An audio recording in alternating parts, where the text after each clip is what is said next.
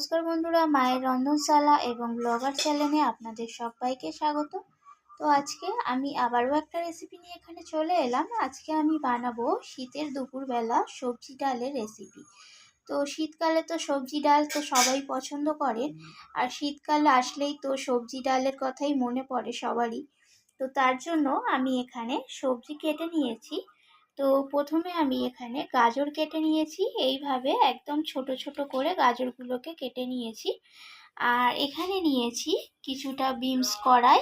তো বিনস কড়াইটাকে এইভাবে ছোট ছোট করে কেটে নিয়েছি। আর এখানে আমি কিছুটা ফুলকপি নিয়েছি, তো ফুলকপিটাকেও এইভাবে ছোট ছোট করে কেটেছি। আর এখানে রয়েছে একটা ছোট সাইজের টমেটোকে এইভাবে ছোট ছোট করে কেটে নিয়েছি। এখানে কিছুটা মটরশুঁটি নিয়েছি, এখানে কিছুটা ধনিয়া পাতা কেটে নিয়েছি, আর কয়েকটা কাঁচা লঙ্কা। তো এখানে আমি যতটা ডাল নিয়েছি সেই ডালের পরিমাণ বুঝে আমি এখানে সবজিটা নিয়েছি। তো আপনারাও সেই পরিমাণ বুঝে এখানে সবজিটা নিয়ে নেবেন। আর এখানে আমি বাটিতে দেখুন মুগের ডাল নিয়ে নিয়েছি। তো আমার এখানে যতটা ডালের প্রয়োজন ছিল আমি সেই বুঝে এখানে ডালটাকে প্রেসার কুকারে 4-5টার মতো সিটি দিয়ে আমি ডালটাকে সিদ্ধ করে নিয়েছি। তো ডালটা তো আপনারা সবাই সিদ্ধ করতে জানেন, সেই কারণে আমি ডালটা আর সিদ্ধ করা এখানে দেখাইনি। তো আমি একেবারেই বাটিতে সিদ্ধ করে নিয়ে তারপর আপনাদের সাথে শেয়ার করছি। তো চলুন এর থেকে আর বেশি না কথা বলে এরপর আমি রান্নাটা কিভাবে করছি তো চলুন সেটা আপনাদের সাথে শেয়ার করা যাক। তো প্রথমে আমি কড়াই বসিয়ে দিয়েছিলাম উনুনের মধ্যে, আর তার মধ্যে আমি মুগের ডাল সিদ্ধটাকে এখানে দিয়ে দিয়েছি।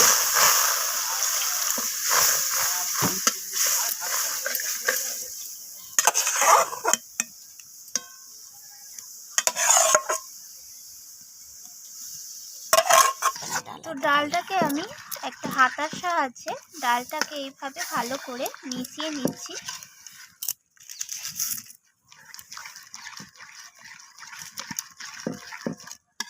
তো সামান্য পরিমাণ এখানে আমি হলুদ গুঁড়ো দিয়ে দিলাম।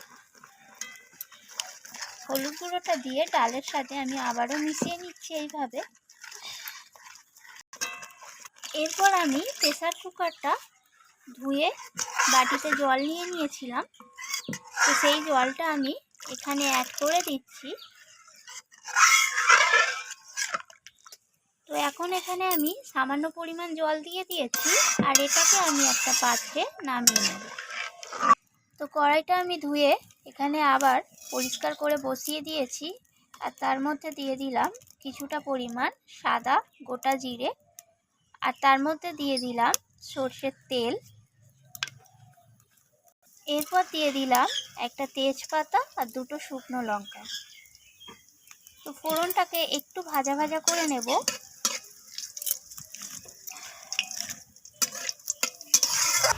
এরপর আমি এখানে প্রথমে কেটে রাখা গাজরগুলোকে দিয়ে দিলাম।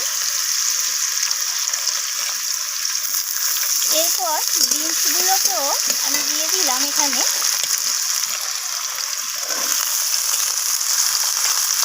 তো গাজর আর বিনসটাকে আমি একটু ভাজা ভাজা করে নিচ্ছি।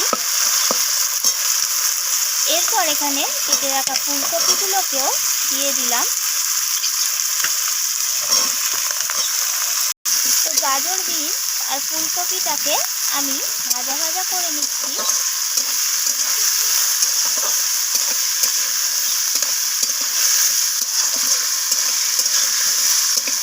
এরপর আমি এখানে হলুদ গুঁড়ো দিয়ে দিলাম। তো হলুদ গুঁড়োটা এখানে বুঝে দিতে হবে, তার কারণ আমি ডালের মধ্যে হলুদ গুঁড়ো দিয়েছিলাম, তো সেই কারণে হলুদ গুঁড়োটা এখানে বুঝে ইউজ করতে হবে। তো হলুদ গুঁড়ো দেওয়ার পর আমি এখানে 1/2 চামচের মতো জিরে গুঁড়োও দিয়ে দিয়েছি। হলুদ আর জিরে গুঁড়োটাকে মিশিয়ে নিয়ে আমি সবজির সাথে ভাজা করে নিলাম।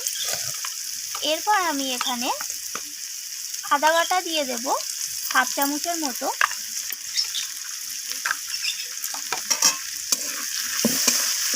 তো আপনারা যখন ডালটা বানাবেন ডালের পরিমাপ বুঝে সবজি বা মশলাপাতি সব কিছু সেই বুঝে করতে হবে। এরপর আমি এখানে দিয়ে দিল স্বাদ মতো লবণ, লবণটাকে দিয়ে আমি আবারও নাড়াচাড়া করে দিলাম।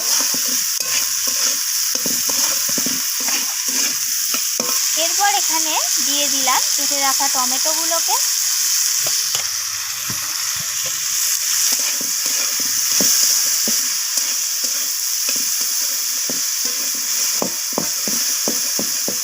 টমেটোটাকে দিয়েও এইভাবে ভাজা ভাজা করে নিচ্ছি সব কিছুর সাথে।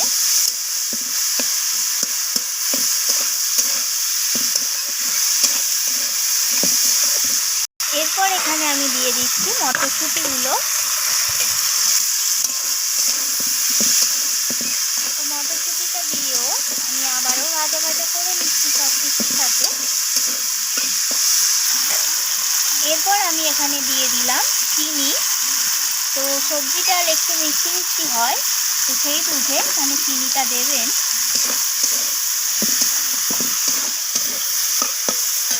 এরপর দিয়ে দিলাম কয়েকটা কাঁচা লঙ্কা। তো কাঁচা লঙ্কাটা ডালের মধ্যে একটা সুন্দর ফ্লেভার আসবে।